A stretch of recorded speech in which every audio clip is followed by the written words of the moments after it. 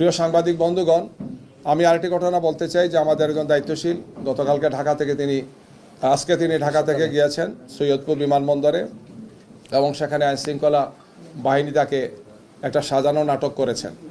তিনি তার বক্তব্য স্পষ্ট করেছেন যে আমার ব্যবসায়ের জন্য আমি আসা যাওয়া করি, ব্যাংক বন্ধ, আমাকে কিছু লেনদেন করতে হয়, এই জন্য তার সাথে কিছু নগদ টাকা ছিল, যেটি খুবই স্বাভাবিক। একজন মানুষ ব্যবসা করতে পারেন, তার পরিবারের প্রয়োজনে বা অন্য প্রয়োজনে তিনি এটা ক্যারি করতে পারেন।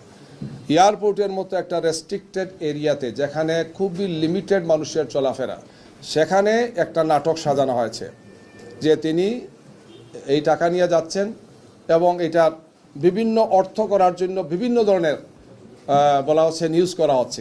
ইতিমধ্যে তিনি একজন বয়স্ক লোক, একজন দায়িত্বশীল ব্যক্তি আমাদের, তিনি অসুস্থ হয়ে পড়েছেন মেন্টালি এই টর্চারের কারণে। তিনি এই মুহূর্তে হাসপাতালে আছেন, রংপুর হাসপাতালে তাকে নেওয়া হচ্ছে। আমরা খুবই দৃঢ়তার সাথে বলতে চাই, বাংলাদেশ জামাত ইসলামী তার নীতি নির্ধারণ, তার কর্মপন্থা, তার কর্মসূচি এবং তার সাংগঠনিক কার্যক্রম পরিচালনা সব সময় স্বচ্ছতা এবং জবাবদিহিতার সাথে আমরা ভূমিকা পালন করে থাকি। জামাত ইসলামীর নেতৃবৃন্দকে, জামাত ইসলামীকে বিতর্কিত করার জন্য এই ধরনের অপপ্রয়াস অতীতে হয়েছে। গত 28 তারিখ আমিরে জামাত যখন কুষ্টিয়া থেকে সফর আরম্ভ করেন, আপনারা খেয়াল করেছেন, তখন মেহেরপুর জেলা আমিরের গাড়িতে অস্ত্র পাওয়া গিয়েছে এই মর্মে একটা নিউজ দেওয়া হলো।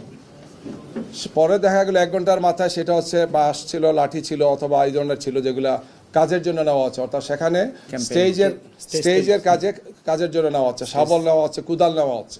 1 ঘন্টার মধ্যে পরবর্তীতে তার গাড়ি দেখা গেল তিনিও গাড়িতে নেই, তার নির্বাচনী কাজে ব্যবহৃত গাড়িতে এই জিনিসগুলো ছিল, কিন্তু বলা হলো যে অস্ত্র তিনি বহন করছেন।